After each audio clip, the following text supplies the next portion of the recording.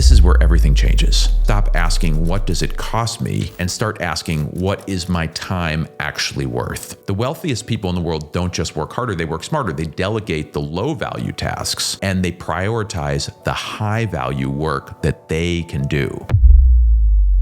If you've made it to the $1 million mark, congratulations. That is no small feat, but the journey's not over.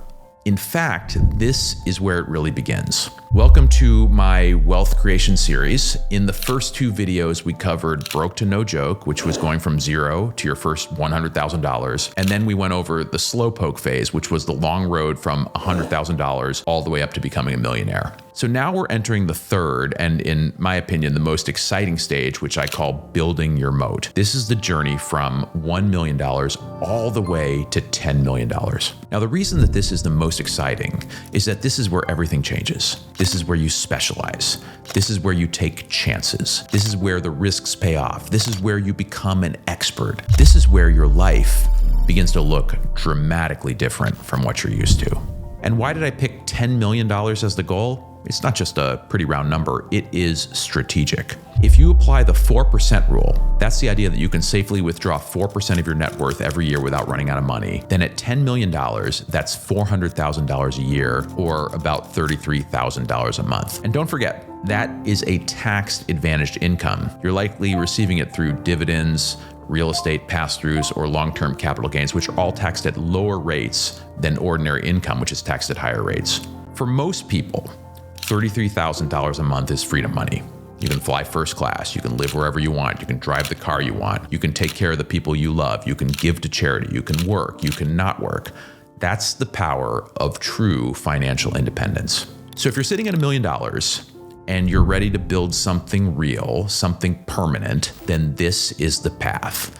Let's talk about the third phase of wealth creation, which is called building your moat. And building your moat has 4 mindset shifts that define the phase. So mindset shift number 1, you want to own businesses and not just stocks. To get from $1 million to $10 million, you need to start owning businesses. I don't mean starting them from scratch, but I mean investing in them. It can be active, it can be passive, it can be semi-active ownership, but the key is to participate in the engine of American business, which has made so many people in this country very wealthy. Now, why businesses? Well, first, businesses scale, and they scale to big heights. They can easily go to 10 or 100 times your initial investment. And second, when you own a business, you don't just make more money, you get to keep more of it because of the tax advantages like depreciation, pass-through deductions, and the ability to write off legitimate business expenses. So you want to own businesses. And by the way, business has a wide definition, and it includes real estate, and it even includes stocks, which I'm going to get to in a moment. But before I do that, there's a concept that you need to learn and you need to embrace. And the concept is called illiquidity. So what do I mean by illiquidity? What I mean is that some of the best investments that you can make are the ones where you can't just sell tomorrow. You have to say goodbye to your money for a while and hope that it comes back to you with a few friends. You know, this was hard for me. I like control, but I had to get over it. And yes, along the way, you're gonna maybe get ripped off. You're probably going to lose money. You may even lose big money, but you can't fall into the trap of thinking that small losses kill your financial future. That is compounding logic, and it's useful for going from $100K to $1 million. But if you want to go to $10 million, that requires big wins that move the needle in a significant direction. So let's take commercial real estate as an example. Why commercial over owning a single family rental property? Because commercial real estate scales. See, most people don't realize that when you buy a building, you're actually buying a business.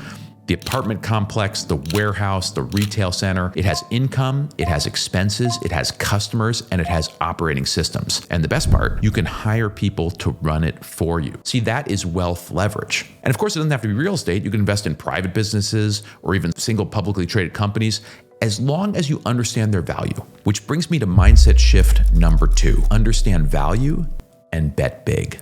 You see, at this level, you can't just spread your money over a bunch of safe small bets. You have to know when to go all in, but only when you understand the true value of a business. So what that means is that you have to develop real expertise. You need to be able to evaluate businesses, real estate, stocks, commodities. Not all of them, just one or two that you can really focus on. So let me give you a real world example. A friend of mine believed in Amazon years ago, back when it was $15 a share pre-split. He put in $500,000. Now today, that investment is worth over $7 million. He didn't just get lucky. He had conviction. Conviction that was backed by a deep understanding of the true value of the business Amazon. Warren Buffett, Elon Musk, they don't get rich off of index funds. They make big, smart bets when the odds are in their favor. But here's the thing, you don't make big bets like that when you have $10,000 to your name. That is gambling.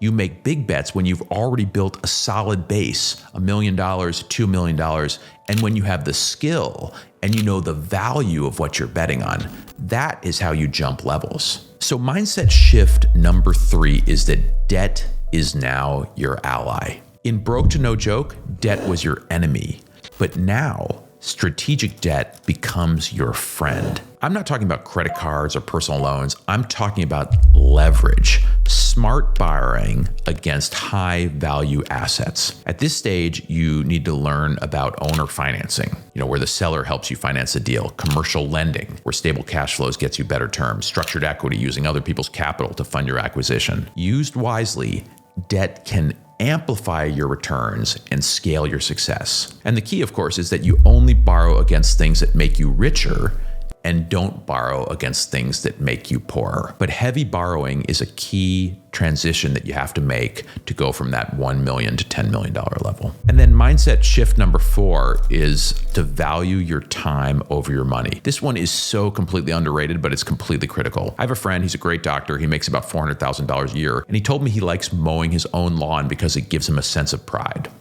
Okay, fair, but that's a terrible financial decision. Let's do the math for a second. At $400,000, he makes about $208 an hour. It takes him 90 minutes to mow the lawn. He could pay someone $50 or $100 to do that and instead spend time with his kids, rest, even freelance at $300 or $600 an hour. The takeaway is this: you have to stop asking, what does it cost me? And start asking, what is my time actually worth? You see, not all hours are created equal. Some are worth hundreds, some are worth nothing.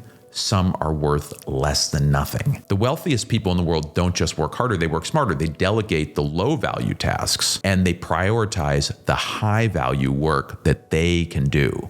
They buy back their time and then they reinvest it where they count to provide return on equity in themselves. See, that is how you climb what's called the time value curve.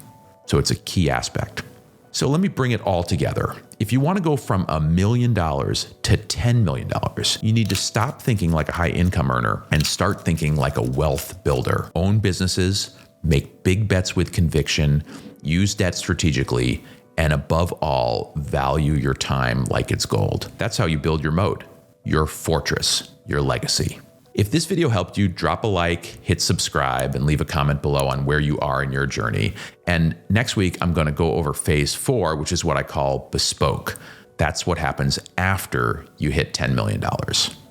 I'll see you there.